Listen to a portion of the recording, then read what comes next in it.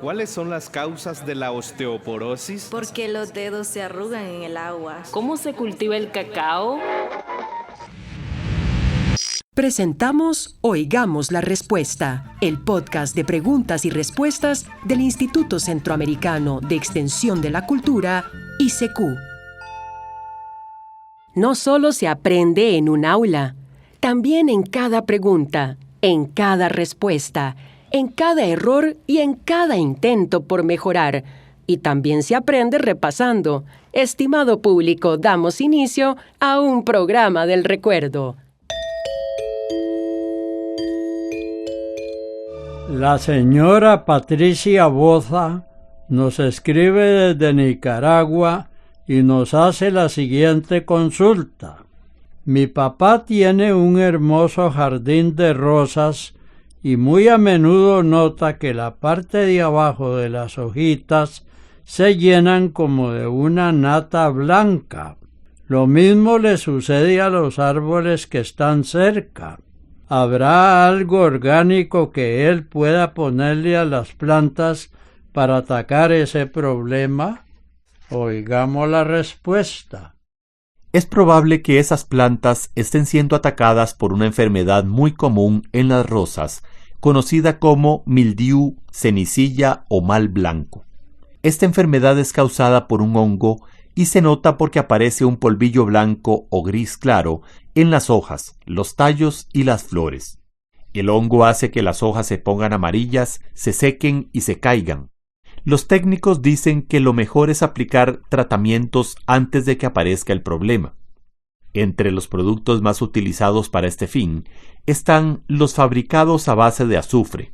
El azufre, además de que es barato, tiene la ventaja de que combate otro mal común que son los ácaros. El único cuidado que hay que tener es no poner esos productos en horas muy calientes del día, ya que puede provocar quemaduras en las hojas. También es importante eliminar las malas hierbas de los alrededores, ya que allí se anidan los hongos. Si, como en su caso, ya las plantas tienen el hongo, puede hacer una mezcla de 6 cucharadas de polvo de hornear en 4,5 litros de agua y agregarle un poco de jabón en barra desmenuzado. Con esta mezcla puede rociar las matas, cuidando de que el líquido llegue bien a todas las hojas.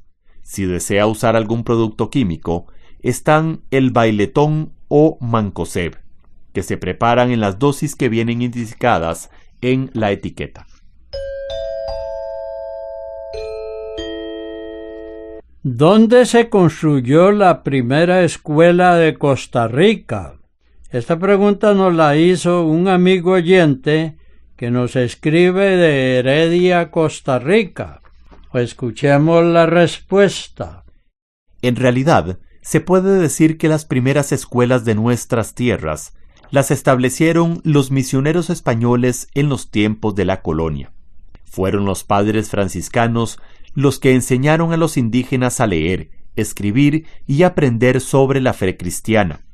Según los historiadores, la primera escuela primaria se fundó en la ciudad de Cartago en 1594. Y su maestro por más de 40 años fue el presbítero Diego de Aguilar. 150 años después, el obispo Pedro Augusto Morel visitó Costa Rica y fundó una escuela para jóvenes en Cubujuquí, en la provincia de Heredia, y otra en Nicoya. Los maestros de estas escuelas también eran sacerdotes y las clases se daban en las mismas iglesias y capillas de los pueblos. Después de que Costa Rica, junto con los demás países centroamericanos, obtuvo la independencia de España, fueron las municipalidades las encargadas del funcionamiento de las escuelas. A ellos les correspondió supervisar la enseñanza, nombrar a los maestros y conseguir fondos para su mantenimiento. En la Constitución de 1844 se declaró que la educación era un derecho de los costarricenses y que era deber del gobierno poner todos los medios que estuvieran a su alcance para ilustrar al pueblo. 3 años después, se estableció otra cosa muy importante, que la educación pública sería igual para hombres y mujeres en todo el estado.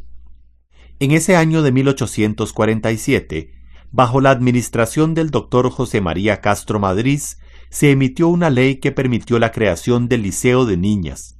Al principio, ese liceo comenzó a funcionar con 6 niñas pobres y fue gratuito. Con los años, llegó a tener 40 niñas y además de enseñar las primeras letras, también preparaba a las jóvenes para ser maestras de la enseñanza primaria.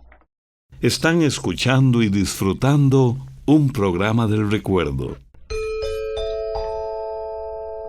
El señor Jorge Rodríguez Morales, que nos escribe desde La Paz, El Salvador, nos pregunta lo siguiente: quiero saber acerca de las propiedades curativas de una planta llamada chichipince y cómo se prepara. Oigamos la respuesta. El chichipince, conocido también como ayotillo colorado, coralillo, zorrillo real o pintamachete, es una planta que pertenece a la misma familia del café y la gardenia. Alcanza hasta 3 metros de altura y se reconoce porque tiene pequeñas flores alargadas de color rojo anaranjado, que son muy buscadas por las mariposas y los colibríes.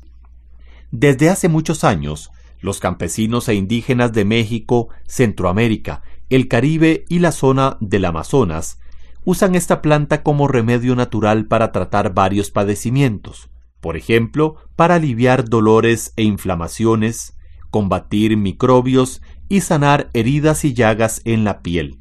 También se usa como diurético, es decir, que ayuda a que la persona orine más. El cocimiento de la raíz del chichipince sirve para tratar el reumatismo y bajar la fiebre, y las hojas y los tallos preparados de esta misma manera se usan en forma de cataplasmas para aliviar raspones, llagas, piquetes de zancudos y detener el sangrado de heridas. También se pueden aplicar las hojas tiernas machacadas directamente sobre la piel.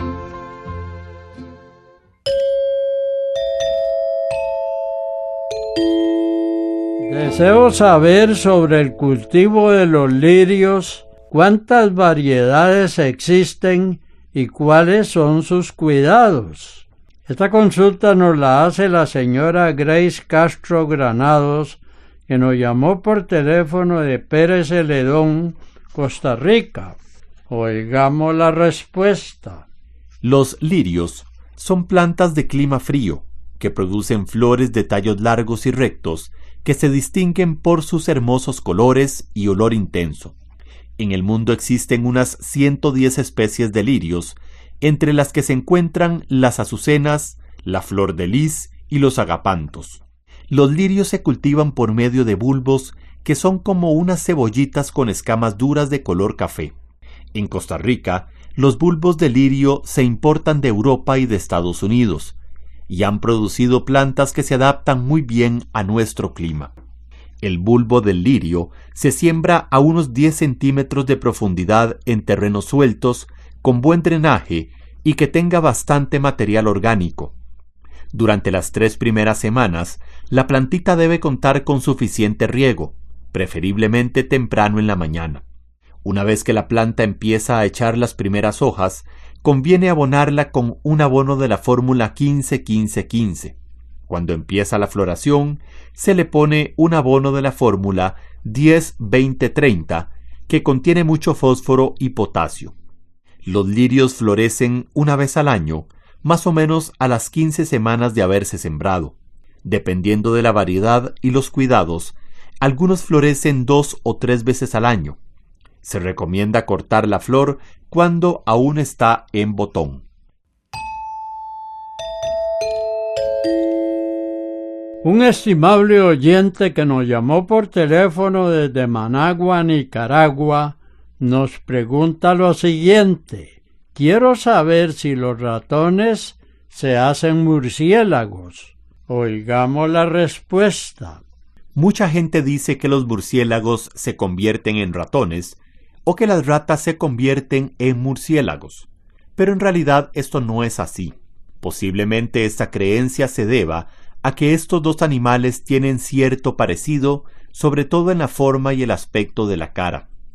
pero la verdad es que se trata de dos animales totalmente diferentes, así que los murciélagos nacen y mueren con la forma de murciélago, y los ratones nacen y mueren como ratones. Nunca llegan a tener alas, como dice alguna gente.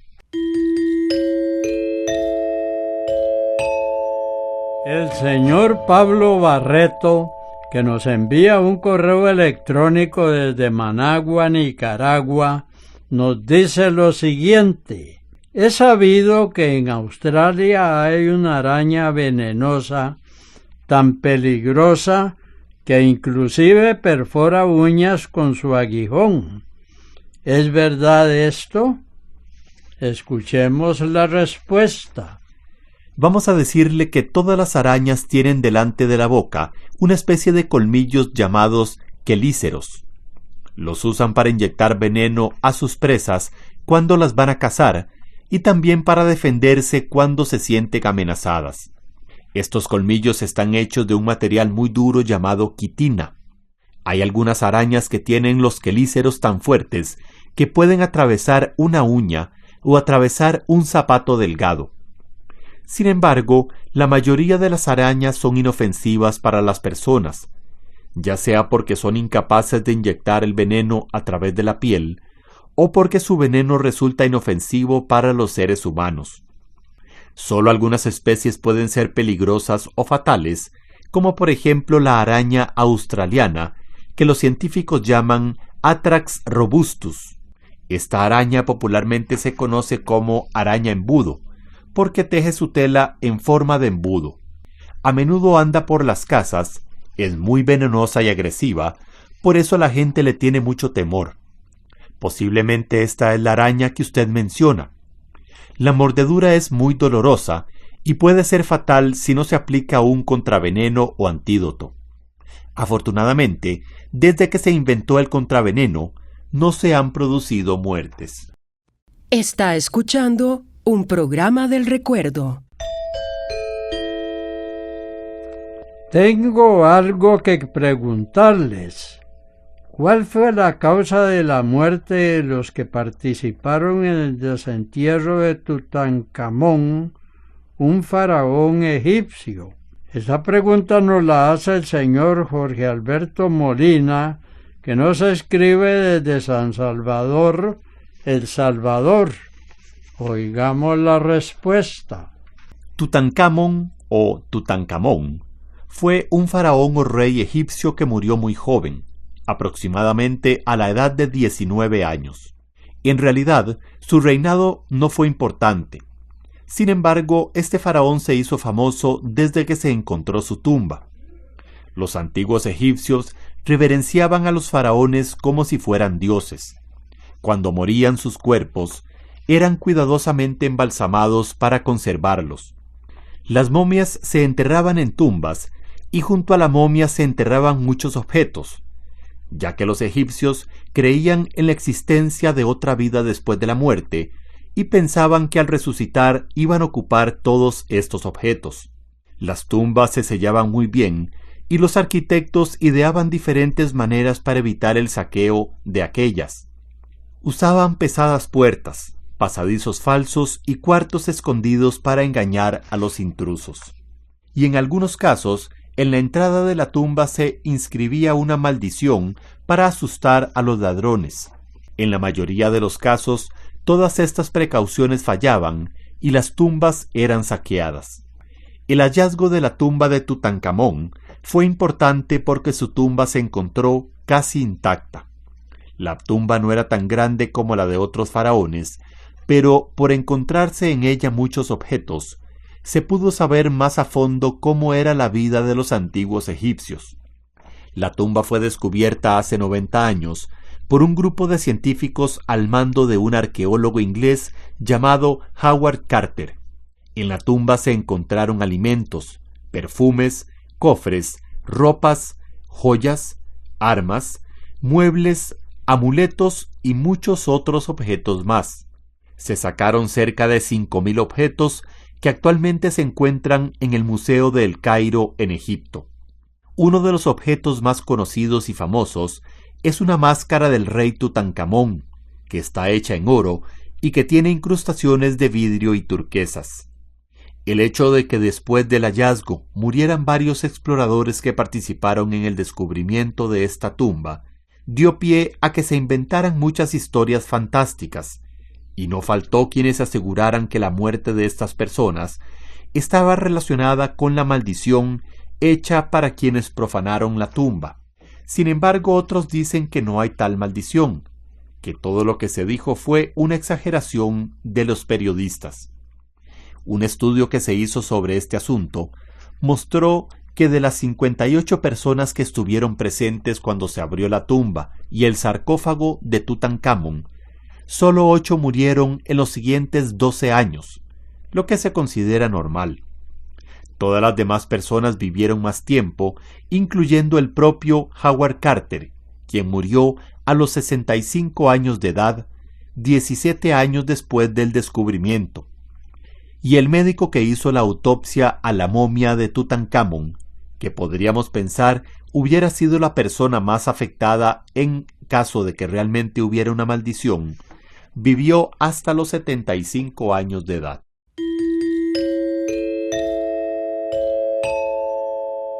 El señor Víctor Hugo Zúñiga Torres, que nos escribe de San José, Costa Rica, nos dice lo siguiente.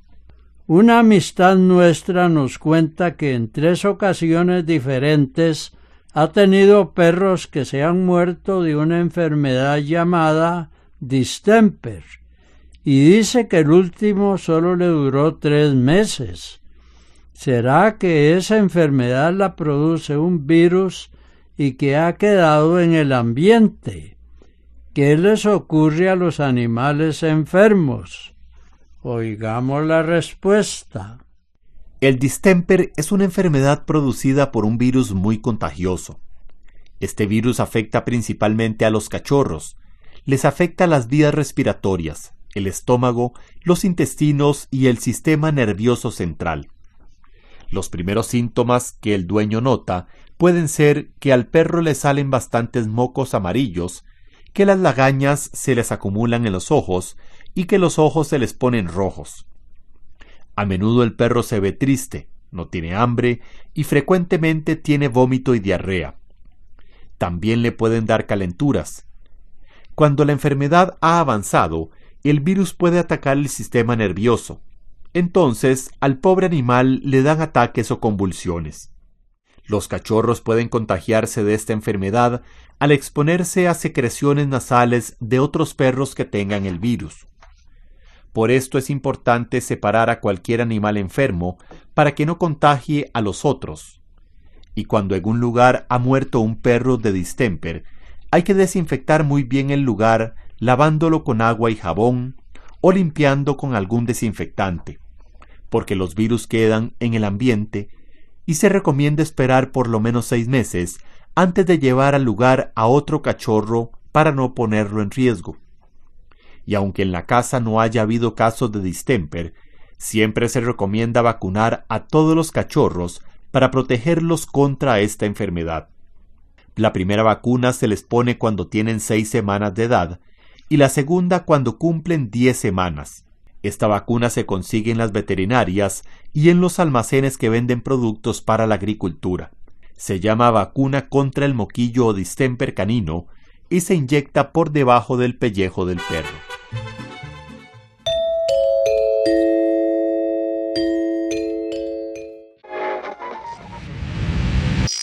Esto fue Oigamos la Respuesta, el podcast de preguntas y respuestas del Instituto Centroamericano de Extensión de la Cultura, ICQ.